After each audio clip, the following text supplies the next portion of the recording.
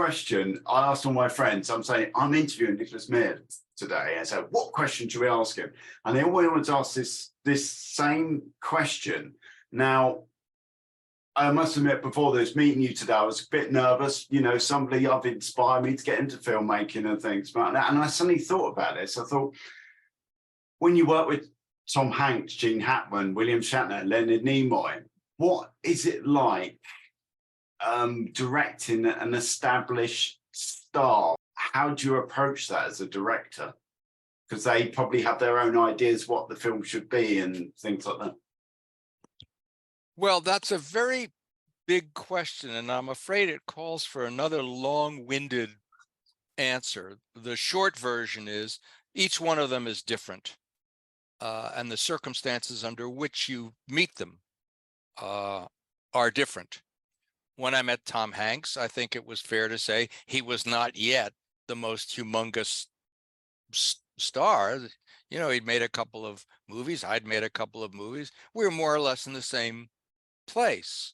And also, he is a very genial person. I was very lucky with Pierce Brosnan when we did The Deceivers. We've been friends, close friends, ever since. Wow. It's also true that I come from a different background. It's not a technical background. I am not a film expert. I came out of writing. I came out of theater. So I was accustomed to working with actors and directing actors and being sort of specific in coaxing a performance. In a lot of movies and a lot of movie making, certainly, you know, in more recent times, directors don't direct the actors. The actors have to be sort of accustomed to directing themselves and figuring it out. The directors know about CGI, the directors know about special effects, but actually shaping a performance. And when I worked with Shatner and Nimoy and the Star Trek actors, they were accustomed to being directed to some degree. They had worked as a sort of a repertory company, if you like, for years. And whatever they felt about the roles or whatever they felt about each other, they were professionals and they understood how it worked. I did not get along with Gene Hackman for whatever combination of reasons. That was a very different experience.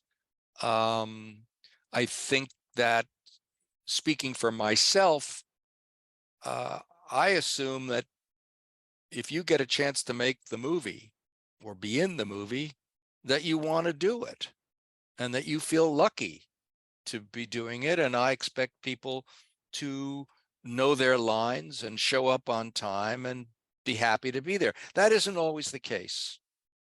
And you don't know at what point you're encountering various people or what point they're encountering you.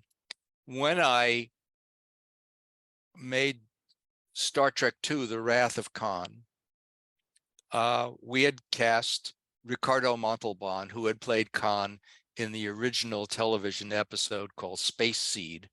And it was Harve Bennett's idea to bring him back as and make him the key villain, which is what I wrote for him.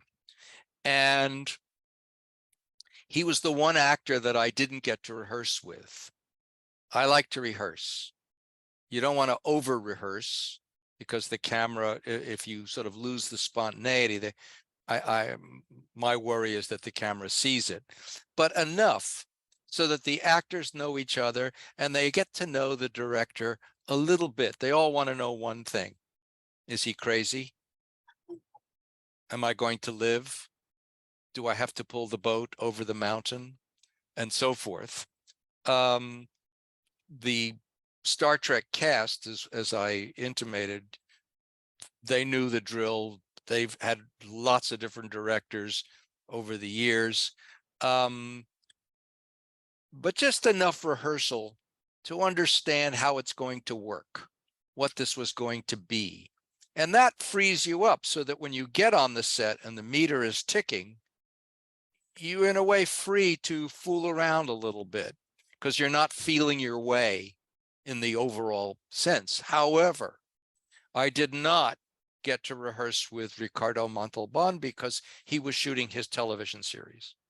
So all I got to do was have lunch with a very courteous, very polite, somewhat regal character, courtly, let's say, more than regal, courtly. And so neither of us were sort of giving away much. And all I was able to do was give him a copy of Moby Dick and say, read this and you'll get the idea. But when he showed up the first day, that was all the farther we knew each other. And he showed up in full get up, full drag, the whole thing. That's his real chest. Yes, we can dispense with that question. So we started with this scene, which is a 6-page scene, more or less a monologue about why he's so angry. And we blocked the scene and he was letter perfect. But he screamed the whole thing at the top of his lungs. He screamed it. And I'm thinking, wow, this is only the second movie I've ever directed.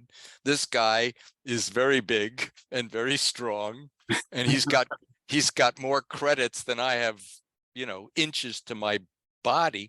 What will he say or do if I try to tell him something? And I really wasn't sure. We didn't know each other. And what happened was, I said, oh, okay, well, we've got the general thing here. Let them do their lighting and let's go into your caravan and have a little conversation. We talk about interpretation. And he said, oh, okay. So we sat down and I said, Laurence Olivier once said, Laurence Olivier, my North Star, he said, an actor should never show an audience his top. Because once you show the audience your top, they know you got no place else to go. And he looked at me and said, oh, you're going to direct me. Oh, that's good. He says, I need direction. I don't know what I'm doing up there. So then we got along great. We got along great. And it just after that, he would always look at me and say, Nick, what if I raise the eyebrow here? And I say, fine, but, small. And I said, crazy people are really scary. They can talk very soft because you never know what they're going to do next. And he leapt back. And so that's how we did it. And that was, so directing actors, it depends, stars or non-stars. That isn't really the point. It's just about what kind of people they are, what they're used to. And I think a lot of actors are treated very badly and have a lot of wounds to show for it. And the question is, what effect does that have on them? Are they embittered and angry? Or, are they more sensitive and whatever? So you have to sort of feel your way, which is another reason why rehearsals and read-throughs are sometimes quite helpful. You'll also find out all the dialogue you don't need. I would say that plays are overwritten and you shed things in rehearsal, and screenplays are overwritten. And I know, speaking for myself over the years, that the attrition rate for dialogue in a script of mine between the first draft and the finished movie is 50%. 50% of the words will go. Now, where do you want them to go? In the editing room after you've spent all the money? Or in rehearsal where somebody can say, well, I can do this with a look. And you go, yes, fine, do it with a look.